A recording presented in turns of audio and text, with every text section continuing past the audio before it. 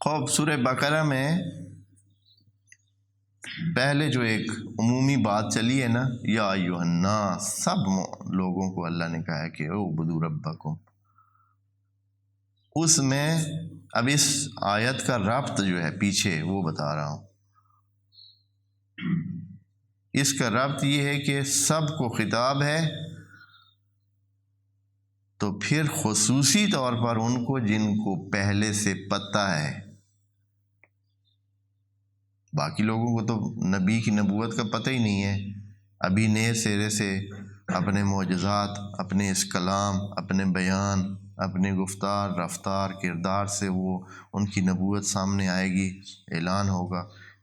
لیکن ان لوگوں کو پہلے سے پتہ ہے نبی کی نبوت کا، پہلے سے ہی جانتے ہیں، اور انہوں نے آثار بھی دیکھ لیے تھے کہ نبی یہی ہے۔ جیسے کہ قرآن میں ذکر ہے کہ یہ اس طرح جانتے ہیں نبی کو جیسے اپنے بیٹوں کو جانتے ہیں، اتنا قریب سے جانتے ہیں، اس لیے کہ پہلے سے یعنی 8-9 صدیاں جس کے بارے میں ہر وقت گفتگو ہوتی رہی ہے وہ یہی نبی تھے۔ ان کی محفلوں میں جن کے انتظار ہوتا تھا یہی تھے۔ تو اب سورہ میں تھوڑا سا ان کے ساتھ بات خدا کریم چلا رہا ہے کہ اے بنی اسرائیل، اسرائیل کا لفظ جو ہے اسرا اور ایل سے ہے، کہتے ہیں عبرانی میں اس کا معنی بنتا ہے عبداللہ۔ ایل اب اللہ کے نام کا عوض ہے، اور اسرا عبد کو کہتے ہیں، یعنی عبداللہ۔ تو یہ جناب یعقوب کے لقب تھے، جناب یعقوب کے۔ اور ایک اور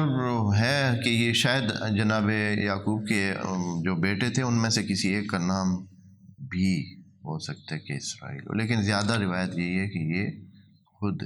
جناب یعقوب کا لقب تھا، اور یہ جناب یعقوب کی اولاد ہے نصارے یہودی۔ اب دوستوں کو پھر قصہ پورا اس کی جو ترتیب ہے آپ کو سمجھ ہے نا۔ جناب یعقوب کنعان میں رہتے تھے، وہاں ان کے 12 بیٹے تھے، ان میں سے جناب یوسف ایک ان میں سے تھے۔ پھر وہ قصے سارے پیش آئے اور مصر میں وہ جا کر جناب یوسف قید میں رہے اور آباد ہوئے، اور پھر عزیز مصر بنے، خزانہ دار بنے، اور پھر انہوں نے اپنے سارے بھائیوں کو بلوایا اور وہاں آباد کیا۔ جب آباد کیا تو اس وقت بادشاہ کی حکومت تھی جس میں جناب یوسف کا بھی ایک عہدہ تھا۔ اس کے بعد دوبارہ فرعونہ آ گئے، کیونکہ پہلے بھی فرعونوں کی حکومت مصر میں ہوتی تھی۔ درمیان میں ایک بادشاہ جو باہر سے آیا، اس نے حملہ کر کے فرعون جو کمزور تھا اس کو ہٹا دیا اور خود قابض ہو گیا۔ اس کے بعد اسی دوران انہی بادشاہوں کے دور میں جناب یوسف جو ہے وہ وہاں گئے۔ اس لیے قرآن کے معاجز میں سے ایک یہ ہے، معجزات میں سے ایک یہ ہے کہ بالکل وہاں جہاں جناب موسیٰ کے ساتھ بات ہوتی ہے تو فرعونوں کا ذکر ہے، جہاں جناب یوسف کا قصہ اسی مصر میں ہو رہا ہے تو وہاں ملک کا ذکر ہے، وہاں فرعون کا ذکر نہیں ہے، ملک کا ہے۔ یہ بہت اور کتنے تاریخ کے ساتھ فٹ بات، اگر کوئی کسی کو پتہ ہی نہ ہو، تاریخ کو دیکھے اور قرآن کو دیکھے، کتنی فکس بات یہ ہے کہ جناب یوسف کے قصے میں ملک کا ذکر ہے، اور جناب موسیٰ کے جہاں جہاں ذکر ہے وہاں فرعونوں کا ذکر ہے، کیونکہ اس وقت تاریخی طور پر یہی اسی طرح صورتحال۔ تو یوں ہوا کہ جب اس کے بعد ان بادشاہوں کے بعد یا اس ایک بادشاہ کے بعد فرعونوں کا دور دوبارہ آیا، تو فرعون تھے، وہ تو نہیں جانتے تھے یہ جو اہمیت اس بادشاہ نے دے رکھی تھی جناب یوسف کو اور ان کے بھائیوں کو۔ البتہ ان کو آباد علیحدہ کیا تھا، شہر سے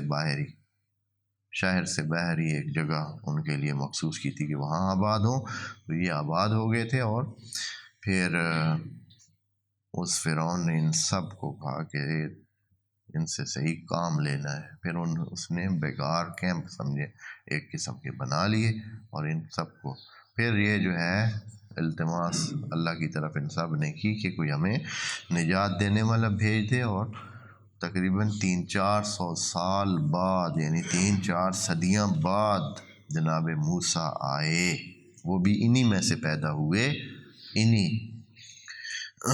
بیگار کیمپوں میں رہتے ہوئے وہ پیدا ہوئے، اور انہوں نے پھر وہ سارا سلسلہ کیا، اور پھر ادھر سے یہودیت کا دین بطور دین جو ہے وہ یہ سامنے آ گئے، اور پھر یہ اب